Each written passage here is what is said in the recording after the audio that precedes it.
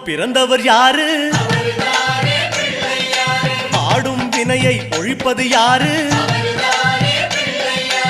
ஆதவன் வணங்கும் தெய்வம் யாரு?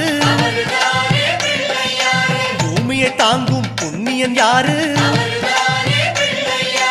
அனலாசுரனை தின்றது யாரு? ஆணவம் நீக்கும் நாயகன் யாரு? முப்புரி அணிந்த மூலவன் யாரு? அவரும் வாழ்வது எங்கே கூறு?